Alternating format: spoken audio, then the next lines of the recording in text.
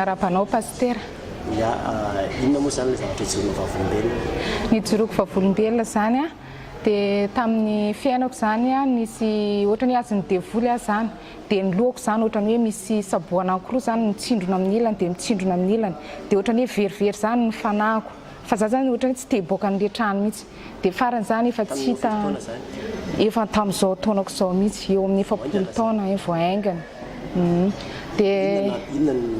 tamin'ny fotoana inona ny dia amin'ny zavatra tao aminao? hoe tsy azoko. Ianao zany na tamin'ny viana zany nahafantaranao hoe misy kanisa misy zavatra io ianao? Efa tamin'io fotoana io mihitsy zany nisy izy tamiko. Ohatrany hoe tsapako zany hoe tamin'io zany tena nidirany taminaka zany. Dia rehefa niditra zany io zavatra io a dia mivavaka foana zay mivavaka foana satria vadiko moa efa mpiandry dia mivavaha mafy ozy izy mivavaha mafy dia zaho hoe efa mivavaka fa ohatra mbola tsy mety mivaly a le vavaka. Izy zany isaky ny hariva sa isaky n'inona tonga aminao le zavatra manindrona anao zay? Matetika zany izy a isaka alarobia hariva zany izy avy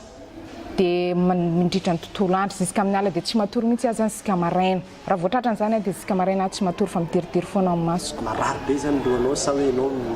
tena marary be misy tsy ohatrany saboa mitsindrona amin'ny ilany dia misy saboa koa mitsindrona amin'ny ilany dia izy roa zany dia tsy afaka mihetsika fa dia ohatran'izao foana ny ataoko. Nakany amin'ny dokotera ve sa? Nandeha dokotera zay hoe hitondra nandeha ho any amin'ny dokotera mihitsy zany dia le toerana misy anay zany lavitra be satria zay avy any Ambarimaninga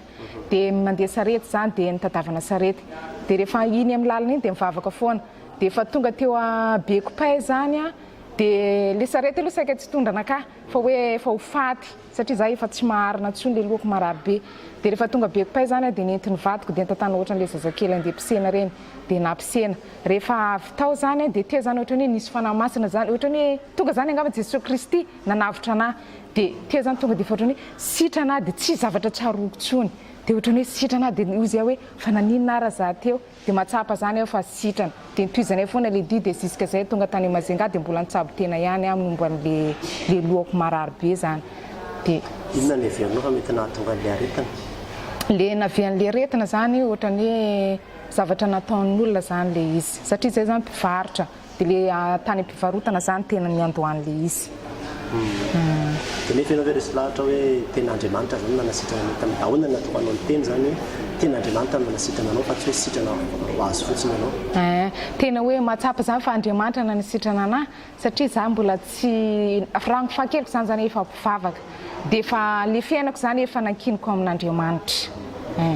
dia zay zany hoe za zany tsy manan-tena fa hoe izy rery ihany no afaka manasitrana dia hoe ninina zany ny zavatra mahazo anaka dia efa ankiniko aminy na ho faty na velona satria misy